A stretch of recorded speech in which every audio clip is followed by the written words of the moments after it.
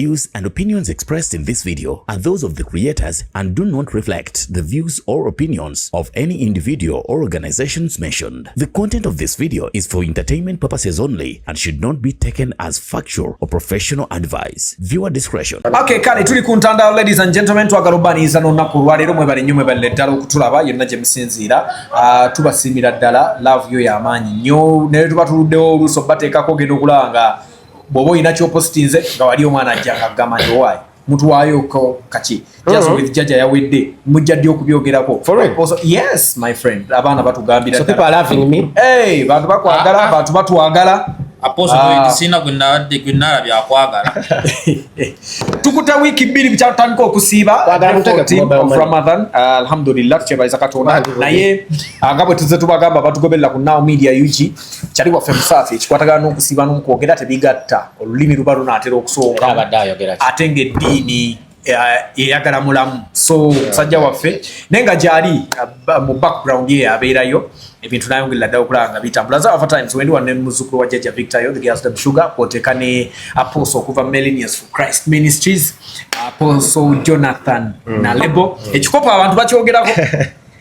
The magical cup, the anointed cup. The anointed cup. And kati yanga ebintu by'omwoyo tobimanyi. Obuzibu bw'olina. Omwoyo ali mu kikopo. Ekikopo kiri anointed. Kiriko Millennials for Christ. Chikopo kirale ndabanya abajjonkere chikopo kino but you are wasting time. Mubamu chimu. Mulimu envinyo. Banywa ku nvinyo. The holy wine that we take. Envinyo. So onya ku mwoyo. Onya ku mwoyo. Tubundi bawo bategera ati obi kuchayo wenjaye. Chayo wenjaye kye yali ankoze bannange. Ne story wagalo gitugamba. Chayo wenjaye tugenda ku Bell Lounge awo. Jimingira wali.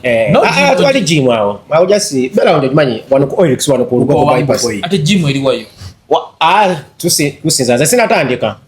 Kwa badenda kuuza results. Sinaba. Na hizi ja kuja maaso awo. Kati Xavier Musanga ali mukunywa kachayi ke.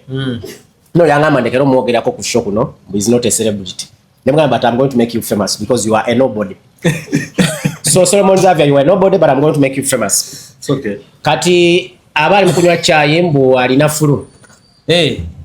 Kati nga nange ntumyanga bakandetera nga bakagize. Tutumye ekikopo. Yali amanyi yenti anywa chayi we. Yakimanyi nga atero munywa abawulira ka fever. Nga omanyi abantu it's medicinal. Nange nga nkopo omugaga nga bamumpa. Tuba tuli awo Sam ne Bruce nabo nga bajja. Kati bo basanga ngasigadde ekikopo kimu ne baba wane ba breaking half naye bateka mu sukali. Kati tuba tunyumya wayisewe sawa ngemu jukire enjaga ewe kuba gwasoko kulowooza nti ovuddeko naye nga tuyagala buusa balala nti nkoze eki vuddeko. Kati ngenda okulaba nga tebikyatabulatinga ensirika naye nga sinategera nti obwedda kyayigwenya yakola ki yanzijako. Ngenda olaba buli omu ng'asirise abantu abala batwegattako nga buli omu. Kati tuvaawo okuda twatambulira motoka emu. Kati naye olugendo olwo okuluvuga okuvaawo nze nabanga abaali tugenda ejjinja okudda ekira nga tuva ku bbe kono tudda waka. Kati awo buli omu tayogera fena tusirise buli omu afana kintu kye. Xavier yavuga ndi mu maaso naye nze kyenzika yavuga nga apaakinga. Kati ntuuka ewaka nsanga mukyala wange nze muyitako neebaka. Ku makya nkera mbuuza nti naye Nalebo jo bwe wazze ne wakomyewo wambuuziza bulungi nti osiibye otannyo nnyabo. Namugamba yishuwa nangamba wambuuziza bulungi nti nabo eradde. Neneebuuza empisa wakoze eki? Wazijjeewa. Bakimanyi toziina. Namubuuza bulungi ng'omuntu abuuza maama wo nengenda mu neneebaka. Kati ku makya nalina family meeting awo ku Centenary Park ne tugenda ne ntula mu family meeting. Kati nga nze sinategera kikyantuuseeko era nga sinategera nti kyayiwanjaye nno by the way. Tuba meeting ezo ne bagamba ne mulwadde ne nkola kino neebaka. Kati Xavier yankubira essimu ku ssaawa nga nnya ng'aseka. Xavier n'aseka n'angamba Nalebo. Navuze mmotoka naye nga mpaakinga. Nga buli ntuka nabanga agenda okukola n'ensuka n'ennyisa mu parking n'enzikiza n'okuzikiza. N'enziramu n'enkoleza bupya. Naye amukoze ku kya yamukoze ku kya. Kati nga naye anyumya kirala. Kati awo wembuukira nti ffenna twakoze eki? Twavuddeko. Kati nga nze neebase mukyala n'angamba nti wambuuzizza ssebo n'enkutya. Kati awo ne mmanya nti kati yakoze eki? Sam kati Sam yangamba mbu yalabe ebintu nalowooza nti agenda kufa era yali amanyi omuntu bw'aba agenda kufa bw'ati bw'abeera mukyala yamukubira essimu ng'atuuse ewaka n'aggalawo amadirisa n'amugamba mukyala sooka olindeko kanzeemu ngenda kukubira n'atula wansi w'ekitanda n'aggalawo n'agamba oba ngenda kufa ne bimulema. Jones ye bwe yavuga emmotoka bwe yatuuka ewaka yapaakinga teyayingira mu nnyumba yamulema okuyingira naye yatuuka n'apaakinga naye bakamotoka naye bwe yatuuka ku supermarket ng'agula busumbusa okutuuka ewaka omukyala mu supermarket yamugamba naye ng'olabika ng'omukoowe ennyo osagedde twagenda osisinkana nga buli omu alina emboozi ye ate nze namala ennaku 2 nga mnoti nomo webaka omuntu n'ogulira nga ali kubiri ebyuma bya DDs nga weetula bwetoloziba oti ng'olinga ali mukooma k'emberenge ennaku eza simuddamu ne bw'okola otya sisobola mumunywa namuta namusiringa that's like 4 years ago bewalira bo bali bamuzeemu sisuubira twali yazzemu omugezaabo the experience was horrible simuddamu era namuta nakoma kwolwo kati ate banyumizaako yanyumiza oba gwe banywa mu campaign oli yakwata ba polling agent ba munne n'abaleetera chai naye nga badde chai wenyaye bagenda otutuuka saawa 7 nga bakyasolobala obululu nga tebaliiko era oli ng'ayagala akulemesa omulimu oba opportunity ng'abe timugenda meetinga enkya olina opportunity gyogenda obreakinga ne bandeetera chai oyo leero eb'ennimi era wenakiza nti n'ebintu ebikozesebwa ebiragala kisoboka yagezaako ewaka ewaffe yagwa eddala yageza ku njayi kitegeeze wamwe temulina nywa bintu tetulina binywa biya ndowooza oyo ekirungi ekiriwo nti Katonda yakuyita omuweereza right now bwengezaako okunywa omwenge nabadde wali ku Kasubi ne ndaba nga batunda tonto kati jasanzikiza memory nga tukyali bato nengamba naye kati bwe munya asobola okunnumya omutwe n'olubuto okumala ennaku nga 3 kati byonna byannema eddiini ebakkiriza okunywa eddiini tegaana mwenge By the Bible is not against alcohol. It's against alcohol. Bwoba tosobola kati nga nze nange nkimanyi nti bwenywa gonzijjako gunnemesa emirimu gyange. But the Bible is against alcoholism. Actually, in the first Corinth, ekitabu ky'Abakorinthi, Apostle Paul atugamba nti we shall never be judged by what we eat or drink because Jesus Christ nailed that on the cross.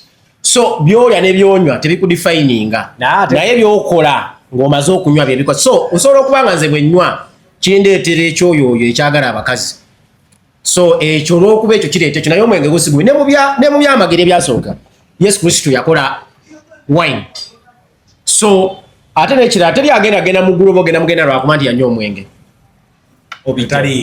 taliiyo tekiri mu bibi tekiriimu naye nekyakyengezaako okugamba nti kikulera nze eno esaali naawe bali be baana nze maama wange akyaliwo Akiki ye ebbanga lyonna nkuzanywa pirisina ze 2 nga taneebaka naye simulabangako ng'akoze kavuyo paka kati agamba zimuwa otulo bwazinywa emmeeme ye ekola ki ekakkana ne yeebaka kati tattangako takolanga kavuyo ntwakubanywa dda ate abinywera nawakaawe se omwenge nga gusi mubi Bible kyetugaana ttamiro excessive consumption of alcohol omanya otya nti kino kiri excessive ati otamidde byokola addiction is the problem ntikugenda waka kubuuza nti wasuza otya nnyawo naye Apostle gwe kyakujja ku mwenga ate kyakuleetera nnyama ki embizi njiri alfa embizi njiri alwa nino nagikoleza ni mu group lwakuba embizi yawo bagiseera twali awo ku Oras baguza emitwalo 6 naye nga tewoomanga eno ey'ekikala yayo y'okukula naye omukago soogimalawo ate buli buzaalo zaziba ziwera bakuwa obuntu 2-3 nti mitwalo 6 ndibaga buli lwogire nnyo otandika ogifaanana bwe nagifaanana nga ngivaako naye ate nze nava ne ku mbizi just eno nga inagamba nga lya organize endala matu nnyindo olulimi ne bazita batya hooves olulimi balulya luwoomera nno ddala luli crunch very crunch obanga olya kasamuzi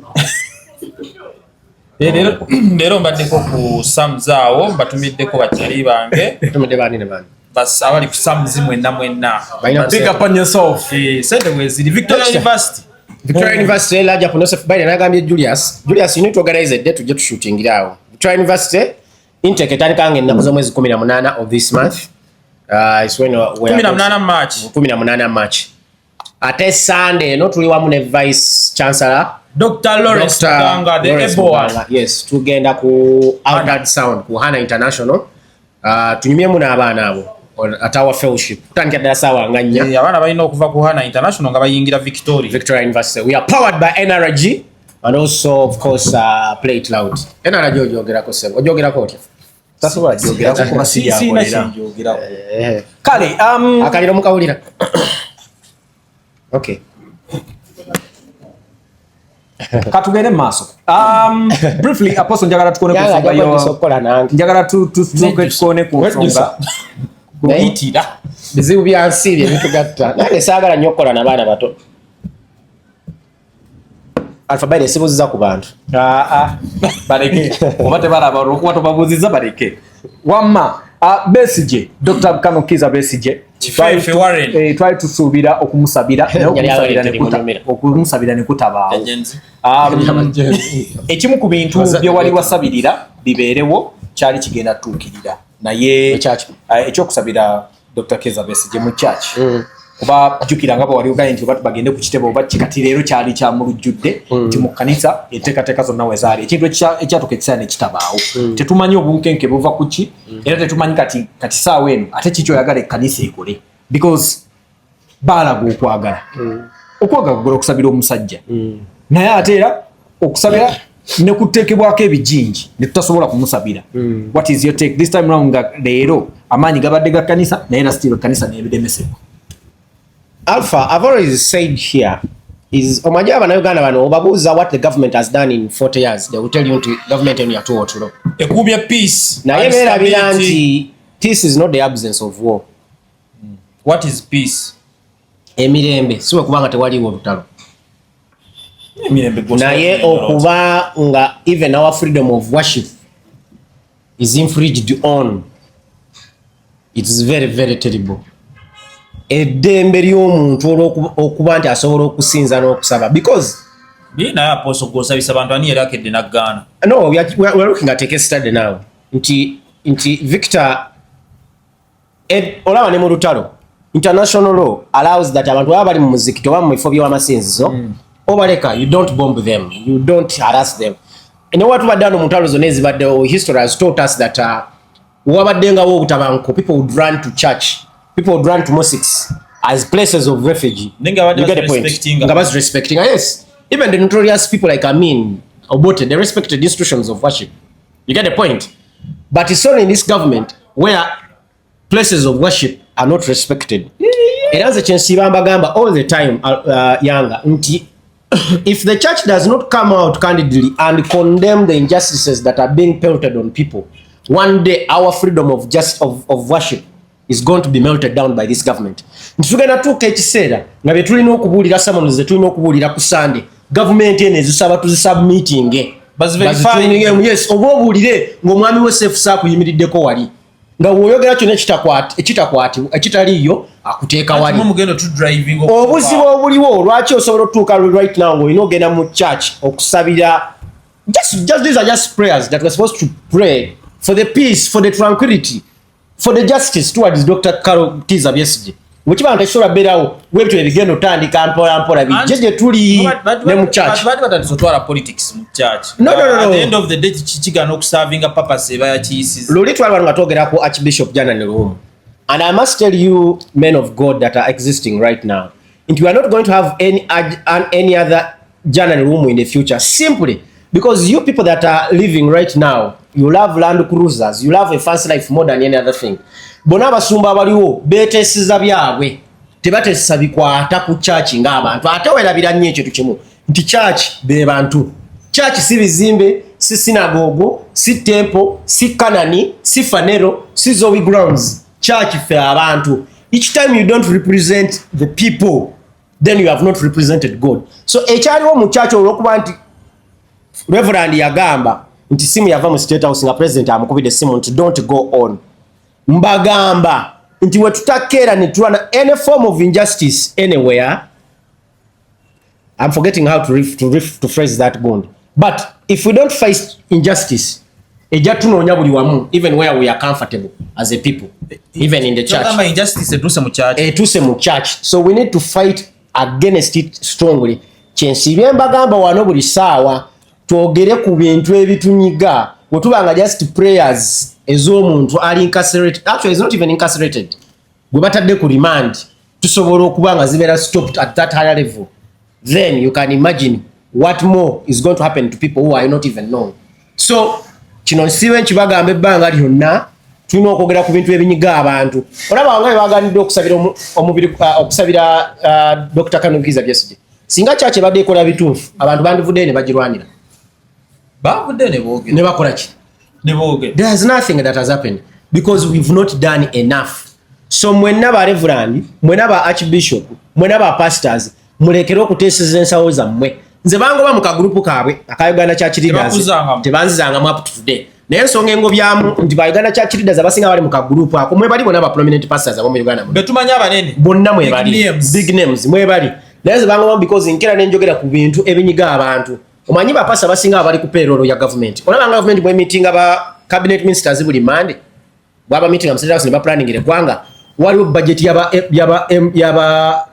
yabasumba ba meeting a president every other day nga baleta issues bateeseza ndiga bateesa byabwe kati ffe tukende twogera mu komba tulabanga batakola ki watagenda ngayo tegeta nti bateeseza byabwe ati manya kuba benyini mamala ne Europa engaba ne mala nerema aposo jatu wa screenshot era ze bango ba mu ka group kaabwako but it is okay tolowooza mu konti ekyagobya lugezigezi anti ffe wotwogera ebintu ebiteekeddwa okugula ne bagamba nti tubagoba naye ka group kamwako katono nnyo tekasinga ggwanga kyemulisinga omumanya ate tegasinga mazima nze manyi njagala nnyo amazima kuba amazima tegakeekebwa ate nebabbi yatugamba nga twogere nga amazima so nze amazima kengenda obbeera bw'oba owulira nga gavumenti eno ekoze bulungi kuba ekuwadde it is okay naye nkubuulira nti olunaku lw'ogenda olwala ogende mulabo nga tewaliyo nansi asobola kujjanya wala ogenda omumanya olunaku lw'ogenda okkeera ofiire sisitawo oba mwannyoko afe mu ddwaliro kuba omusawo yalagajalidde lw'ojja omumanya olunaku lw'ogenda okkeera ofuna akabenje ku kkubo oba nga tolina ambulance esobola kutuusa mulago mu budde lw'ogenda omumanya nti bye twogerako bituufu olunaku lw'ogenda okkeera ennyonyi national courier edireyinge but you cannot be compensated lw'ogenda omumanya nti bintu bye twogerako byalaali si bya muzannyo. So I want to remind you egera mu ka group aka kabondo ka Uganda Church Leaders ka WhatsApp mwe bangoba nti njogera ebintu bino because mbyogera si byange byaffe ffenna wano twakeranga tetulina internet we were all affected either wagira oba tuwagira because this is not an issue of Apostle Jonathan Nalebo, it is an issue of all of us. Bwenkeranga ze nimuganga naye nga abanetolodde baavu bajja kujja mu kikomere ekyo banzibe bajja kkeera bawase mu muwala wange wasigenda mwewasiza naye webenga sure nti nfaayo ku masomero ge bagendamu nfaayo bafuna obujjanjabi nfaayo ku ddembe lyabwe we shall all be safe mwe mukola bye mukola kuba mulina kagurupu kamwako naye njagala bagamba katono nnyo kale weewaawo katika tulinde tulabe oba wanaabawo okutegekebwa okulala okunaaba kuzze olina kyoyizeemu era mu papa Apostle byayogedde nze Apostle ebigambo byayogera tubikusaidiemu so just muleka bulesi ye naayogera wabasi nategera gwe side yo by the yango wa common man's party olugezigezi lugenda kukulemesa ebintu bingi byakugisiza mu WhatsApp group y'abasumba Apostle wetaaga otuwa screenshot luli bwayogera koko this is the second time ngotugamba nti bakujjemu abantu gabagamba mu olabika obawaayiriza ateeka kuba osala busazi mugambo ate kati group gye bakujjemu oba osigazo kya screenshot anti gundi wano you were removed editing as a serious wabijjamu ndinde bana editing a chat for me kyali kuzaamu I am bigger than their WhatsApp group all right, ladies and gentlemen, just with Jajja the second edition, ranch edition. Yabadde ekisozi over the weekend ku Sunday twalabidde President Yoweri Kaguta Museveni ngazzeemu okusisinkana abamu ku bantu ab'enjawulo okwabadde ne ba content creators, okwabadde ba bloggers, there's nothing prominent if I'm not part of it. Abasobodde okubeerayo. Apostle. There is nothing prominent in this country when I'm not part of it because I'm one of the most prominent people in this country. Why do you assume importance? I'm not assuming importance. Statistics will show, research will show. Google my name, Apostle Jonathan Nalebo, and you show. By the way, never must be a kwe one. Biamazimu manyi mubuzibu aba omanyika jaya iPhone 17 katandikirawo obuzibu mulina obuzibu mulina wano batukumira nnyo abazadde batukumira nnyo butayagala kwogera nti bwoyogera obo okoze ki naye ekituufu kiri nti wobo wakabi obera wakabi oteekamu lwakuba mwemupanikako bipiara byammwe ebibi bagenda sooka awo kale buli mungi atali ku mulamu nalabye MC Cuts ateekeddeyo ng'agamba I'm the only MC Cuts. The modern pastor redefining biki? Redefining what? kati abali mu kagrupu abasimu tebali ne gogo tebamanyi biveke ebyo na so now just with Jajja yabaddewo omulundi ogwokubiri era gwe twalabidde abantu abagenzeeyo ne babaako ebigambo ebimu bye bayogedde naye okusingira ddala engeri gye tuli mu Kantu Nation wano twagala nnyo okusinga okutunuulira ebyaffe ebiri direct weewaawo nga nabiri ebirala nabyo tusobolera ddala okubyongerako so abamu ku baabaddeyo kwabaddeko Publicity Natete kwabaddeko Morris Mugisha namulabye kwabaddeko Kasuku yabaddeyo chicken yabaddeyo but chicken teyabadde njogera kubali abadde wali ku pano kwabaddeko ne Tamale Junior Tamale Mirundi Junior naye yabaddeyo kwabaddeko Lil Puzzle Lunabe naye musajja waffe yabaddeyo bagende ebintu bingi okusingira ddala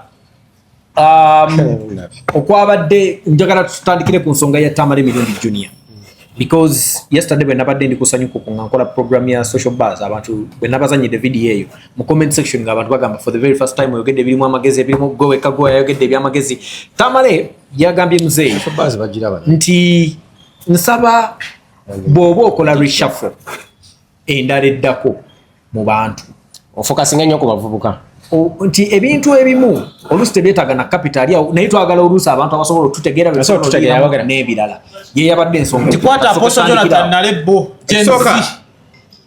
Alpha nze omuntu asuubira just with Jajja Nigeria this is the second edition right yes please nze omuntu asuubira I keep on telling you this thing lwakuba temwagala kiwulira Alpha tata ujali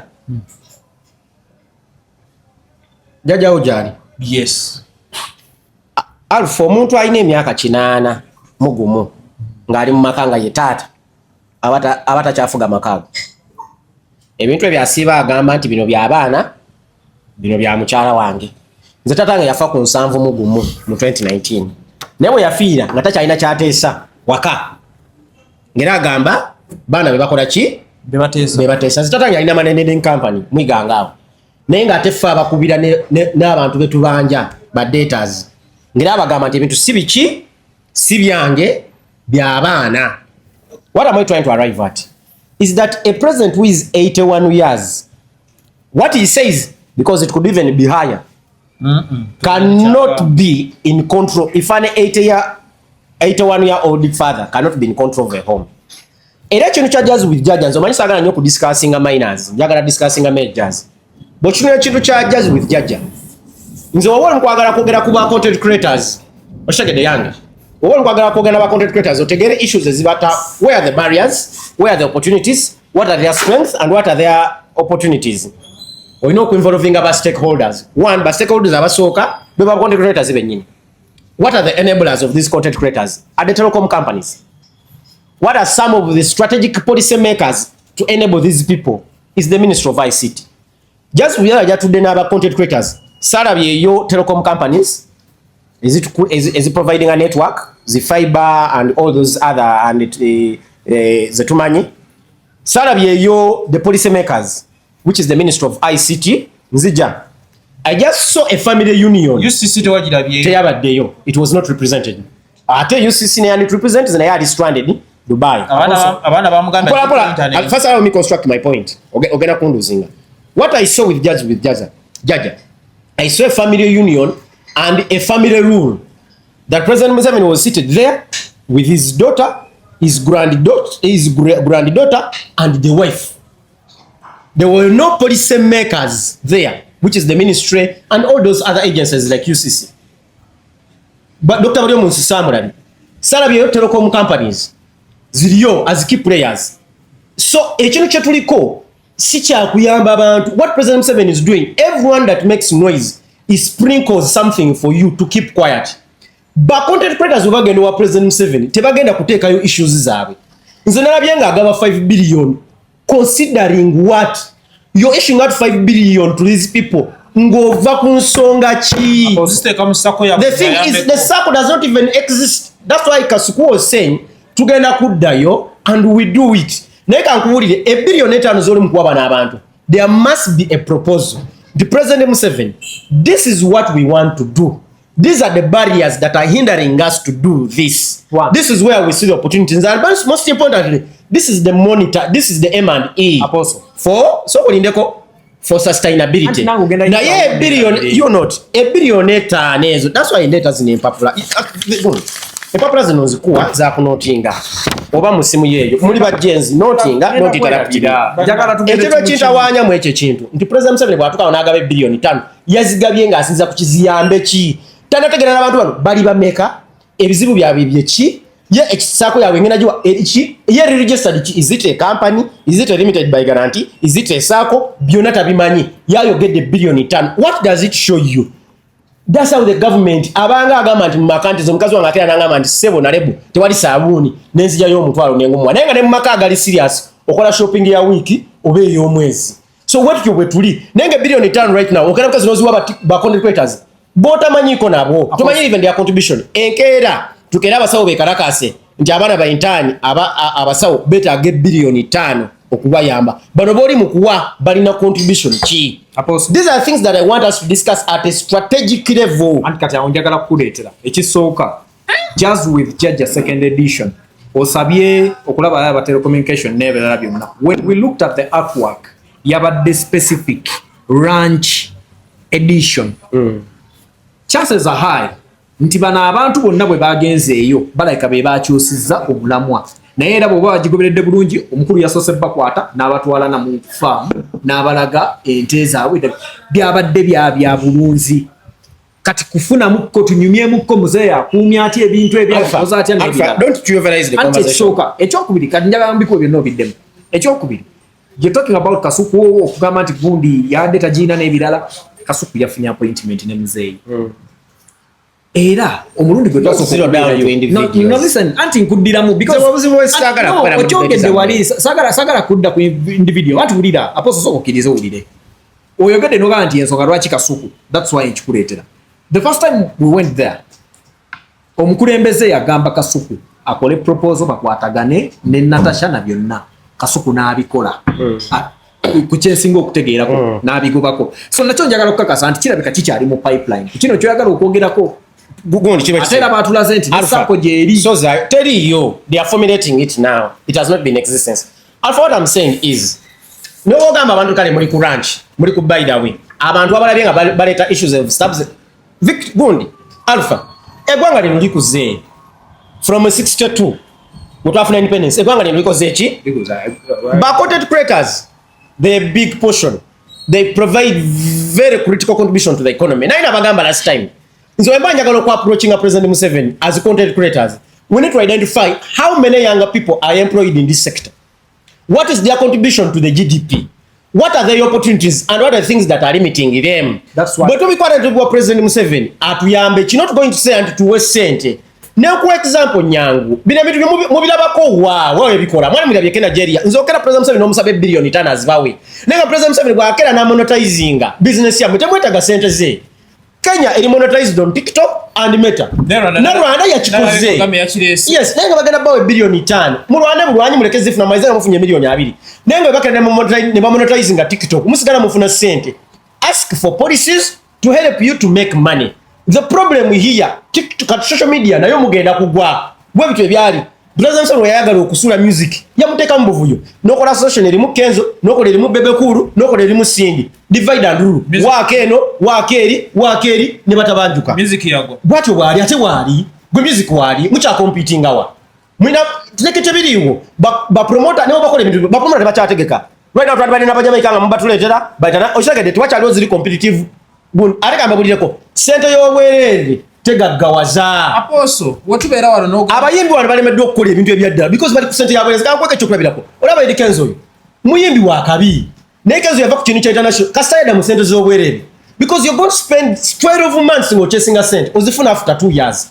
Oshagede sente z'obwerere zitawanya kyola nti abayimbi tebalina creativity bali mu bintu bya bwerere bigenze mu ba promoters bali mu bintu bya bwerere. Aposo namwe wano mugenda mala awala mbade mukola akantu mugenda mala obudde bungi nga mugende gulu nga temufuna bintu biri because mugenda mala obudde bungi nga muli mu kwagala sente za bwerere tezigaggawaza. Bananga mugendo wa president musabe policies. Aposo kwa siba tugamba nti sente zino newe tuzigana tazikiriza wagenda kubawo omuntu omulala azitwala azirye. kati sawa eno chances ze basobola ozikozesa ekirala poso kyajala otegeere nti alifanze baje mbabulira nzona kuvengano unasinga no singa na president. You guys will be shocked. What will you tell President Museveni? One, so the first thing I will tell the President Museveni, very clear. After 40 years, you are tired. Tichiriko kwerimba. You have 4 decades. After 40 years, tichiriko na government you are tired. Apostle, can you look into the President Mumaso? Absolutely. Absolutely. Apostle, after 40 years, President Museveni yaddala nga sikulimbye sikuvola their contributions that the president has done for this country. After 40 years, chite. Apostle, let me tell you, President Museveni wabatu agalanga tuli bazukulu be ebyaddala. The best gift he can give us is a peaceful transfer of power. Chichira cha singolo, tukagenda mu ntalo. Achina ba time tena tu. Tukagenda mu ntalo. Nkuli alonga waze olutalo. Oli agenda wamba balaxiye, oli nte guru waliwe yatuteyo. Awusu kutatugenda funamu baba denga ategekera. Wabanga atwagalanga nadda tuli bazukulu be ebyaddala. Ekirabo kyagenda tukusinga otuwa. Apostle, kera bukezi nagamba kati Kyagulanyi Robert Center mukamuwemu mullo abakwatemu. Apostle, bwe kala awemunzi after the point yagenda kufa bwe yagala bawemu. Luri first edition bwe yagwa. Naye kati alfa kamukozeko. Kikyesolo kunema okolano mu ggwanga. Ekikulu gwe gwango olirabanga WhatsApp group. Eliasizo difuganga WhatsApp group okusinga olwo. Pesa Museveni asizo fugali ne gwanga nga WhatsApp group. Apostle kikyalulala kyokwaga. Yasizo fugali ne gwanga nga WhatsApp group by the way. Kiwali yo mulala. Kyambale gamba Apostle. Nti tujja wanne. Ata nyenye opposition. Luli asama musanze nga gavuddeko ebwayise. Nagamba because you are elected no leaders. Yagambe mwagala baana batonga ate kudwa ina emyaka 4. It is okay. It is okay. Naye ekimutawanya ayagala kwefuula muto. That's why alimukuleta omuntu nti jazz. Nina ekyo ekimutawanya. Ekimutawanya. Okay, nze nakikugamba dda. President Museveni ayambale topi, ne Bobby ayambale topi tulaba ani afuluma. Ani omuto. Ani omuvubuka. Waliwo ebintu eby'amazima. Tuleke kulwana. Waliwo amazima. Kyagulanyi Robert Center mu muvubuka. Kati Bobi Wine bwakeera. Okyokana muntu si muvubuka. Kati akube ekimaalofa. Ne President Museveni akube ekimaalofa. Tulaba ni gwe banayita omuvubuka. Waliwo Bobby Wine yakuba mu just ka 2 piece. Na fuluma amulabo yatambula ebusabala. Kuba mu ekimaalofa na ekimaalofa. Wabanga wakanya nti oli si muvubuka. Kale Bobi Wine si muvubuka. President Museveni akube ekimaalofa. Bobi Wine akube ekimaalofa. Tulaba n'afuluma. Apostle, Luri just with Jajja edition ya soka bwe yagwa. Netujja netwogera wano. Ebimu ku bigambo bye wa raising era bye democracy. Bye byabadde bireeteddwawo era bye badde bitusa. Kyonsonga lwaki nakuwandiikidde ne ganti olabe esimu ku nsonga za wayogera. Zino zireeteddwa ku table. She are begging. Just what I saw there is begging. It's begging. People are saying they are poor. People are saying Terry said byagenda kuwegenda kujjamu. Terry yonze kubudde. Gwali yagigagawaliddemu kwano gola manjo yagagawalira mu sente za Museveni ziyamu. Tisiriwo. Mulina kola baba we strategies baba we policies bino baba wako ujasi babuza muleka ku making a noise muleka kwogera issues mu maro mwaka nga mulwanirawo tewali issues bagenda ba issues ezibazirudeyo kujyagala abantu bakole ki. Okay mugere mufune ate mwaba manyi so I can't participate in those things by the way yanga to be honest because you've not got the opportunity nachikugamba dda yanga nso kwagala meeting ga president ni nemerere atenzi badde kono opportunities nenzigana sigumu sebi nengano genda mu State House sigumu sebi masonga kijo labanno baddechi labanno Apostle so mukogerako 5 billion zali kezetaagisa kuwaba zachi president is based on what was the issue raised, what is the problem statement, what are the strategies or the methodology to be employed. So what is this going to be achieved? Osaba what is there as well depending on what tabanyi na sako yawe ngabe tabanyi ngo riru just zachi. President Museveni waddo agala akolera kiba content creators chicha asobola baba ne bagenze kola yochi okusokera tulino soko tegera purpose of the visit. What was the purpose of their visit? Ranch edition. Ranch edition, what was the purpose? Sibalina tetwalabye be bakutte eri tebiriyo wanda bisiri ku TikTok mu Victor Sabe so simanyi mwabirabyeko bagenze ente twazirabye n'abalambuze ente ayine yabayigizaako kulima ali by the way kama buli ebintu by the way nzanga so yanga nzoli ebintu byegamba nti omuntu atukanga tachaso President Museveni akoze ebintu bingi birungi but just twagala awemuka abalala nzicho ngamba eyo farm bwogitunya does it even have any modern technology ranch farm ya President Museveni President Museveni is still doing irrigation owo uchupa bwe yali atulaga okulembeka. President Museveni akyakola bintu bya paddocking ebyo gamba mwe enkuba zijjeko right now ranch ya President Museveni yandibadde nga erina the most modern technology nga it's a real model farm naye ne farm ye yenyini bagikotogera teriko technology mpya gozembya ko kimala bye ekiyawe ekyenjawulo naye akyalunda ente in the old way not in the modern way. So even his own ranch we want it to be modernized.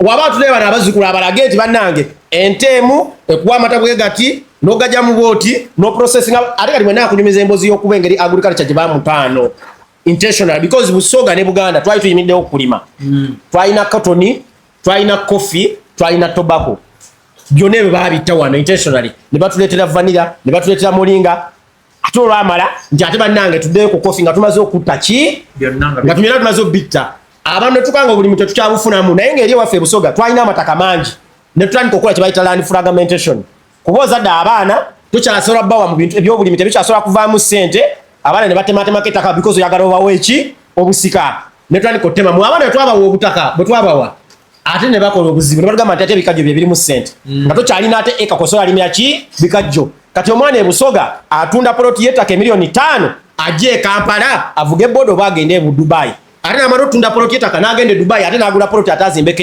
ennyumba double work ali awo gavumenti bwetwagala Apostle mwe munyiza n'okunyiza kale double work ali mu gavumenti ya Museveni Museveni. Shall we ever have ba content creators who basobola okumpitinga ne ba Aisha Speed ba Kaisenti kale kankubuuze wano do we have content creators?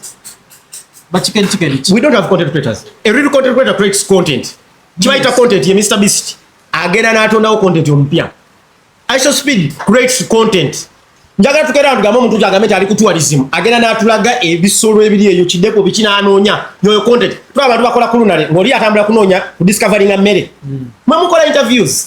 This is not content creation. Mukola interviews. This is easy. Everyone can do this. Tetuli mu creating a content. Tamwina content. Ndi yangu alibado ng'amandi kati nze ngenda kufocusinga ku talent. Ng'otambula n'ogenda eggulu eyo n'ondeetera talent empya. N'okkiri eno tulaga sounds ez'enjawulo. Bwe tuba tugambye kano oli ku art. Yo kubaita nze kyamanyinga content creation. But this is what we are doing here. Interview, get Nalebo today, tomorrow. Omwana mukasukire ka mulala naye amubeeremu n'oli. This is lipwa. Temusobola tuka kwa Speed. Temusobola. You are doing lip service. In Uganda we have interviewers, not content creators. Era temudamu kuchange. You have interviewers. Tewali yakobakola kyoyogedde wadde tebali ku level. Sinabalaba. Sinabalaba. I think we need to make research. But we need to look for it. Kati abumemtaba content creators. Naye abantu bekutaano relationship. Omusajja omukuuma otya? Omukyalo omukuuma otya? Kati ate ng'omwana gwentera okulaba omuwala atera okugenda mu batandise n'okumuyita enkuba eno tayita munnyo gwoli osobose enkuba ikusinga kyembadde ngamba nti kati ng'oyo omwana omuwala hotels gweziyita eyo naye kiri kya content creation oyo omwana omuwala hotels kati zitera omuyita agendeyo abalageyo hotel bwekibiki waliwo omuwala gwentera okulaba kugundi ku TikTok simumanyi ategeza alina okukola ennyo. So Apostle kiki tulina okukola okulaba nga tufuna kuba content creators wano e Uganda? One, the problem yanga be mulina mwagala ebintu by'amangu. You need money now because landlord yakubidde essimu. Oshegedde? Se by'amangu bye bino bye tubeeramu wano. Dukonzijeko interview, onoonye pounds, onoonyani ebyo byangu. But ebintu ebiri strategic. Nali ndaba story ya Mr Beast ya shooting videos bina. Ndatafuna. Ngirabye mwamugamba oli kubiki. Right now is the first billionaire on YouTube below 30. So bwe tunayagala ebyangu tugenda funa results z'obwangu. Bwe tunayagala ebiri strategic tujja twala time. Nefe twagala byangu. So let's give ourselves time. Ate by the China yalese ekintu. Woba tolimu tosobola kuba influencer wa kintu nga si professional. Woba toli doctor tosobola kumbulira ku bya busawo. Woba toli accountant tosobola kumbulira ku bya finance. I think nekyo kijja tuyamba tufuna abantu abasomye nti accountant abe content creator on accounting and finance. Wasoma journalism ojo mbulire ebyo byokka oli mu art. Naye wano osanga omuntu wa senior 4 ngati yannyonnyola accounting ne business. Yasoma obusomesa nga yakola morning show. Nalo kiba kibi. Bw'abeera ayina nga Katonda yamuwa. Journalism and media studies. Chechimu. Chechimu. Ati masiko mcheshageza ndio communicating to the masses. The mass Kozi kwa degree yompya nnyo. Twasoma zyenkadde. Twasoma zyenkadde. Bajja wekiga mass communication. Nze naawe wetugwa. Bano bali kati nona emyaka esatu ekyayi bajja bakituusiza nga timu ekigambo. Tiyaberamu content. Content and studies. What's your take about abantu abetwalabye nga batuuse wa sevo ne basaba ebintu byadde simanyi. Basabe. Ate mbagambe ki? Nze mbabulidde ebituufu bateekeddwa okukola basabe. Kale. Well, ate balina basabe. Era ndi team puzzle ndi ku side yo. Omanyi yagadde ku puzzle. Fena tubifiimu. Puzzle ke yakoze. Ndi team puzzle. Yagambe basobola kufuna. Fena tubifiimu. Era puzzle tata muganda wange ndi ku side yo. Kenza ali emotional nnyo. Always. Simanyi bagundi wazira. Always. Kenza ali emotional nnyo. But he's my brother, Alpha. You need to organize a meeting. I need to meet my brother in a very long time. Kenzo. The children of the dark. Kenzo are very emotional. That's our children. Kenzo buzibu alina. It's the dark. Aina just kira na amanyi ge walina okugateeka. Amanyi ga ina gateeka. Kati wagalina. Kati mbukulembeze. Kati agalina. Minister amulina. Simanyi kiba kimutawanya n'abantu balaba muoganira. Abaleke. Waba abayambye ebbanga lye. N'abaleke. Kasirike. Ate what does Kenzo lose? Bannamawulire bamubuuza abagambe no comment. Andi aleeta abwana ku TikTok awo. Si aleeta. Bujjaja ne mumubuuza ebintu bya kasasiro bingi. Kenzo ganako mu interviews obumu. Abantu abatalina amanyi bagenda abulenga luli bwe yabula. Naye utachabisobola. Aliwo time Kenzo ngababa. Kenzo twamulitako kwa munisha nagano yimba. Ngagamba tayimba ku show ng'osasula biyo okuyingira. Naye ekyo paka tata kina. Gomanyi musuuzo oyo. Wanyi musuuza biiti yangu akamaro jibotola. Gekazo nga n'omusanga n'ofuna interview. Nga nabayimbi banne bamutya. Nende kati interview yata mala gazi. Kenzo go mumanyi. Kenzo yali manyi. Olaba ng'ogifuna. Sijina. Mutemujina kuno kunaawo. Olaba gwe yango ogifuna. Kati olonze Nalebo. Top shutter. Bwana niem. Kale, Apostle Jonathan. No joke on yourself, Nalebo. So, I love myself. I'm in the times of loving myself. Even more. Apostle Jonathan Nalebo njagala kuntandalo tuteekeko ensonga y'obufumbo. Marriage. Manyi kati ataawo nawo tuli kushuwa nti otegeerawo nnyo. Badde musajja mufumbo. Era okyayagalira ddala obufumbo. Kachali. As it stands, he's looking for mothers of the church. Yeah. Exactly. So, what qualities chizononya? Yanga ndeka. Dijalisha. Rinye darate. Duwaeka imba injari yogera. Rinya chedara. Lima. But most likely I'm looking for a Rwandan woman. Fabsham. Gloria Bugi. Gloria Buji. Oba Enina Rose. Mwe baraya te. Katrina. Bonna bojize baina ye bafaananyi. Mwana abo nabasobola ate. Tisitu kirabo. Oh my God. Janice. Ngenda bakwata bakutere mu WhatsApp group. Kuteka. Mpichinga rumu. If you die, you die. Mpichinga rumu. Mpichinga rumu. Gugwe. Kale kati no twali wano ku internet okwo ne tulaba interview yali ya mwasuze mutya.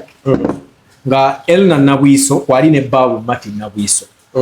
Nga Elna annyonnyola amakaga bwe nga bwe gatambula. Ye ng'agamba nti omusajja yote bakina mbuzibu. Mukazi wabera akwataganye eno ng'omusajja bw'okuba koza bintu ng'abyeza kutegeka baana kufumba kola ki. Omusajja asirise bw'ati. Nga bw'omanyi abaana ba social media.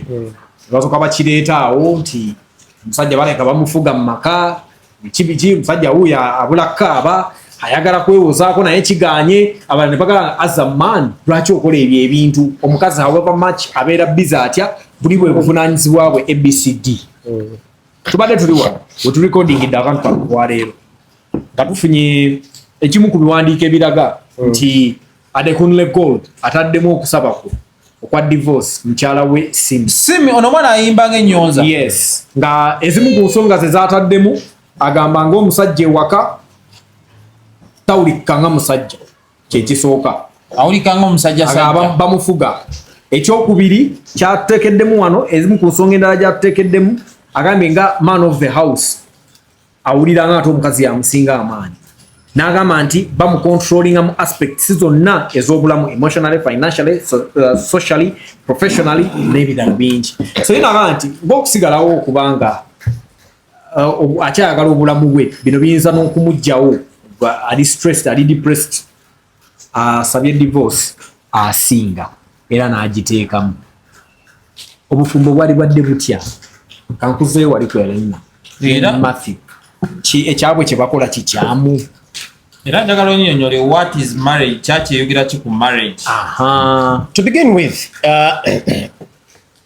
obufumbo bufudde nnyo for so many reasons, but the Bible talks about marriage in the most easy way. What again the birthday apple? Apple aja upon yourself. Wetuma milimo mingi ato wetuma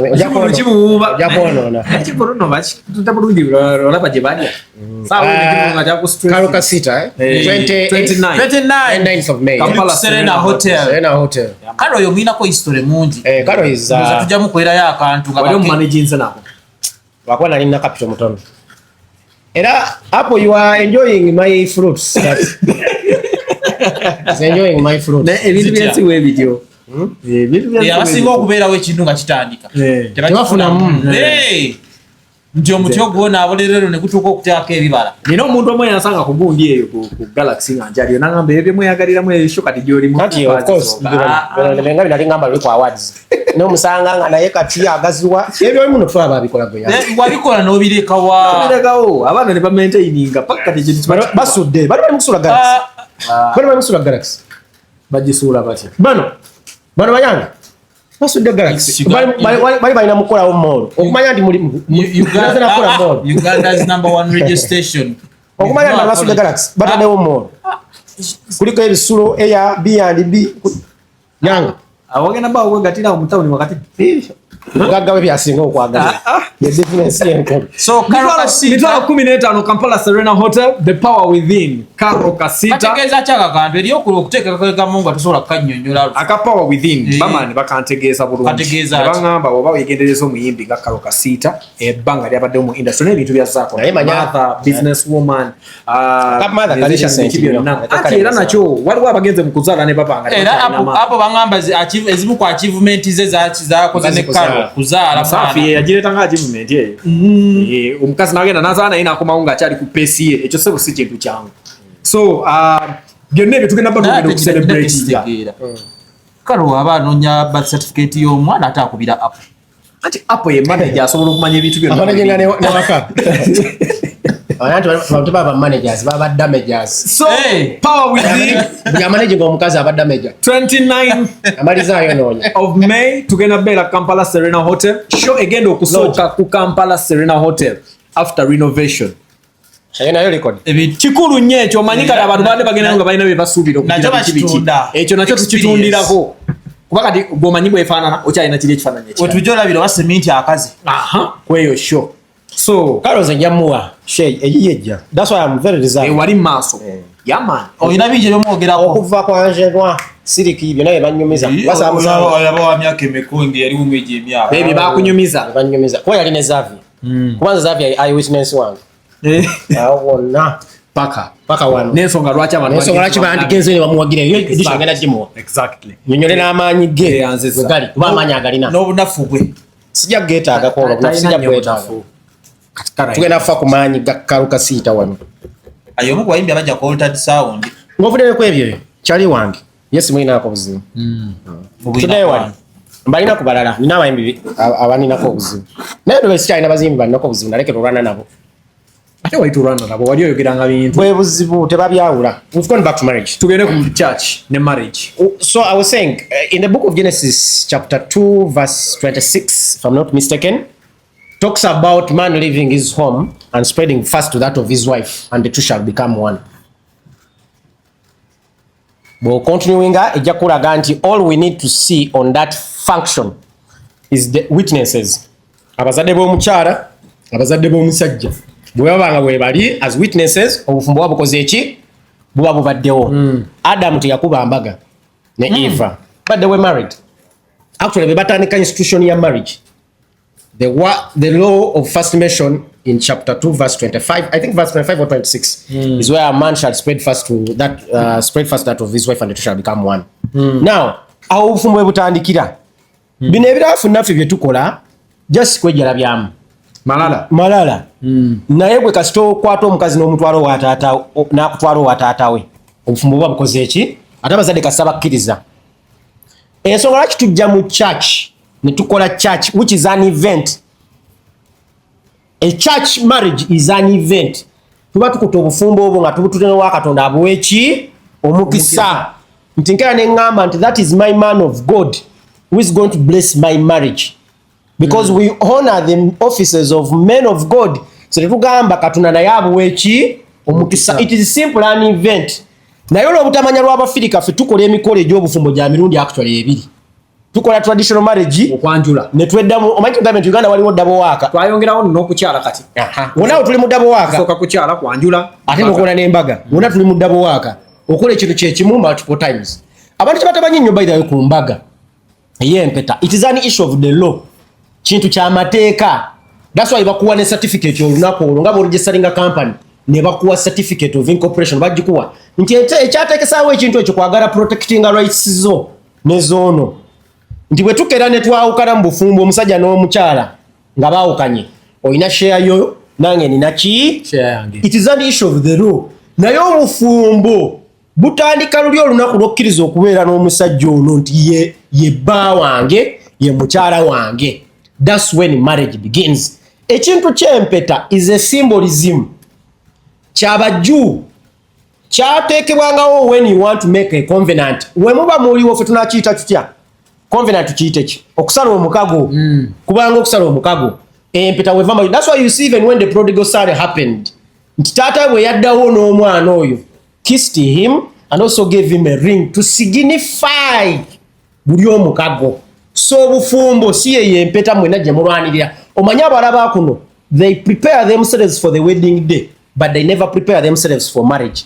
Byanjawulo abala baagala nnyo bategeka nnyo ne bateeka nnyo obwongo bungi mugano gye bagenda okwambala abantu gye bagenda oyita and every other thing but they never prepare themselves for marriage and that's where the problem begins from. Obufumbo butandika kutawanika because abantu tebamanya the purpose purpose ya marriage. So tulina okuddayo obufumbo okuterera kutegeera obufumbo purpose yaabwo ki. Companionship is the role of a wife. Okay. The role of a man is leadership. A man is strategic where a woman is operational. That's why whatever story ya Nabwiso ne mukyala we, the woman is operational. Ayogera ku musajja yakoze bwati, omusajja yafumbye, omusajja nayoza ebintu, omusajja nakola ki because a woman's mind is operational. But a man is strategic. Omusajja afaayo amakagano ne bwenkera nenfa. How will my family sustain the life after? Omusajja alowooleza family ye nga mulamu n'agirowooza n'ogirowooza nga afudde basulawa bajanjaba batya bagenda bbeerawo batya. That's how a man performs. Now okuddako ekyo kintu abantu nakiraba nakugambe noting abantu nakiraba nnyo nga bakiserekerera because like I've said the woman is very operational. Era ye byamulya naye munnange nekyo ekiri ekyo ereno ekyali kimutwalira obwo ngalabe ebyo ebiri important si bibiri important mu bufumbo. Kuba ekyo ebintu ebimu tubyogeza bwavu kankunyonyola yes tubyogeza bwavu omanyi lwaki ebyo nabyo oliwo you can employ other people to do it for you.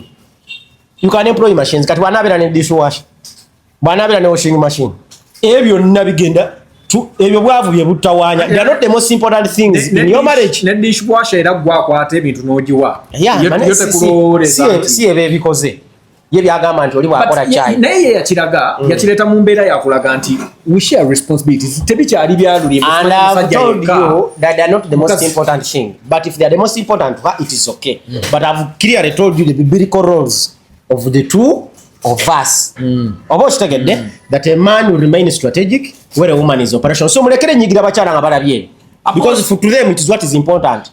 Nze inako omukyala gunaliko naye n'ayomba tisimugulirawo oluggi olwaki olw'emmotoka ne mugambe ekintu kyangu sigenda nnoonya ssente ngule emmotoka ate nnoonye naye nga yagamba nti those are the small things that matter ne mugamba omanyi obuzibu bw'abakyala obuzibu bwe tubeera nabyo women sometimes have one problem the things they did not achieve oyo mugambeko bannanga atuleke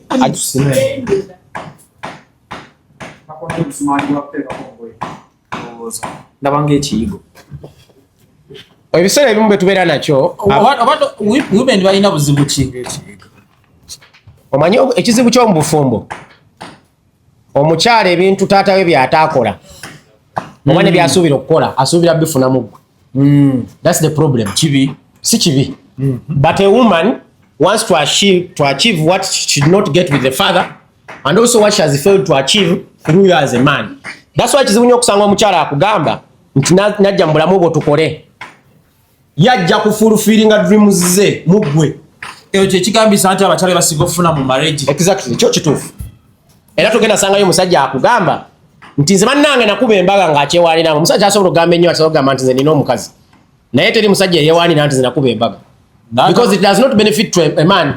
To a man it's an expense, to a woman it's a status, it's an achievement in their family. Abakitekane ku CV bakuba embaga status, it is a status issue, it is an expense.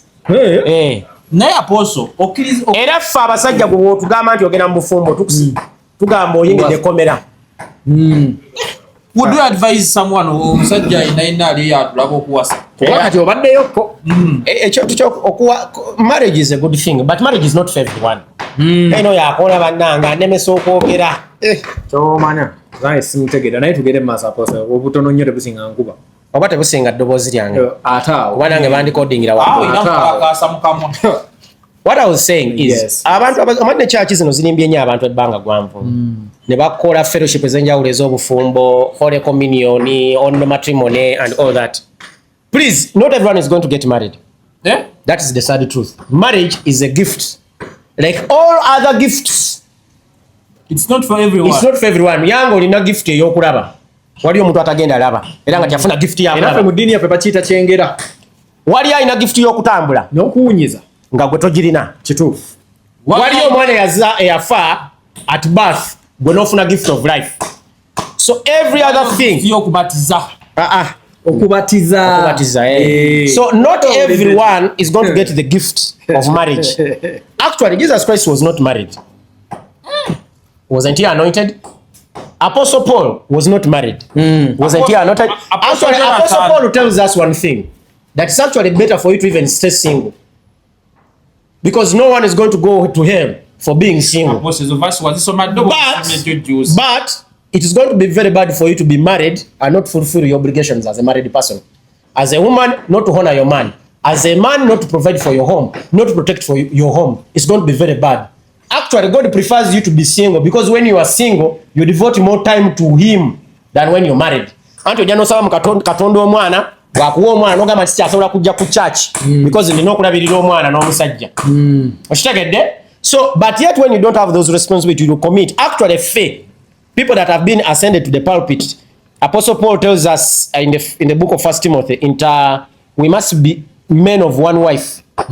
Because when you have so many women, you fail to dedicate time to God. But marriage stays a gift from God. Not everyone has it. Kirabo. Naye naffe no batugamba nti omusajja nga Ssekibotte talina jjana mu Busiraamu. Ssekibotte yabeera ye musajja ng'agondera mukazi nga obeera mu mami yagambye mukole bwe mami yagambye mukole olina kuba musajja mu maka. Nyina kyembadde njagala okuba omukazi otamuteekako mbeera tafuga.